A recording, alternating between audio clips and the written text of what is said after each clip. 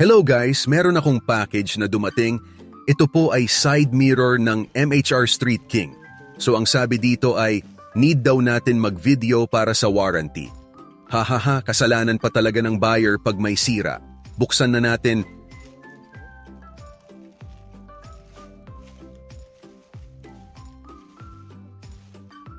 Sa packaging ni seller, masyadong manipis ang bubble wrap nila. Since ito ay isang side mirror pero may foam naman siguro sa loob.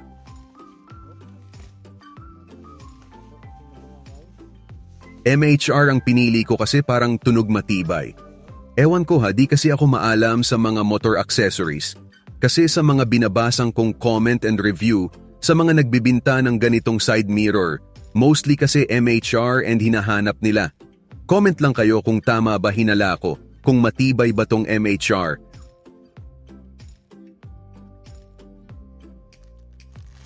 Kompleto naman ang mga accessories.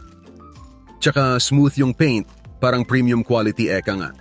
Pero may mga parts ng side mirror na doon tumulo yung paint. Pero okay lang yan, kasi mura lang naman to, don't expect too much. Pero so far, goods ang side mirror.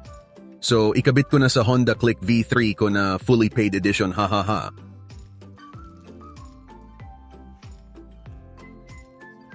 Ito yung stock mirror ni Honda Click V3 fully paid edition. Maganda naman siya pero maporma kasi tong MHR Street King kaya nabudol tayo. Simulan ko natanggalin ang stock mirror ko. Size 14mm pala na open wrench gamit ko dyan. Tatanggalin ko na rin tong extender para di masyadong mahaba at full black lahat.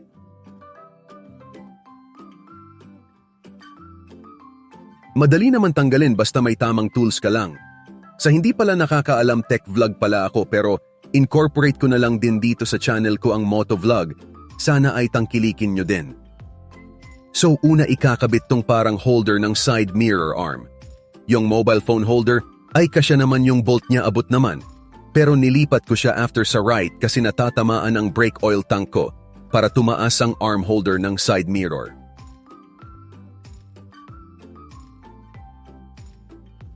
Ang mataas na bolt ay para sa arm ng side mirror.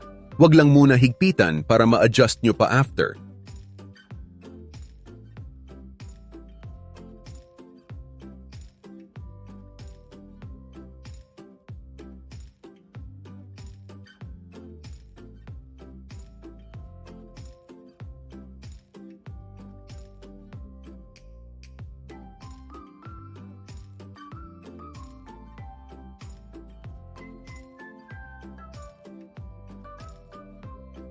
Dito sa right side mirror parang may mali kasi nga natatamaan ang oil tank ng brake fluid. Kaya nilipat ko dito ang phone holder para tumaas siya. Pero kung wala kayong ganyan, lagyan nyo na lang ng washer or extender.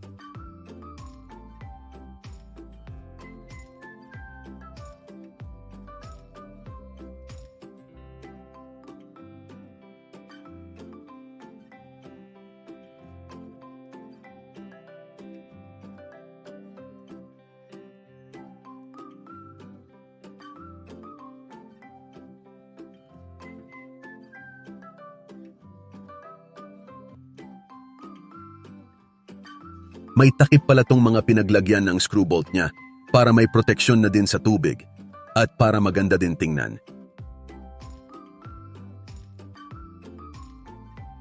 Yung isa magkabilaan ang takip niya. Ipasok nyo lang sa 3 butas at goods na at matibay siya, di natatanggal agad. Ayan, nakabit ko na ang MHR Street King side mirror. Mas pogi na si Honda Click V3 fully paid edition, hahaha. So, montage muna tayo.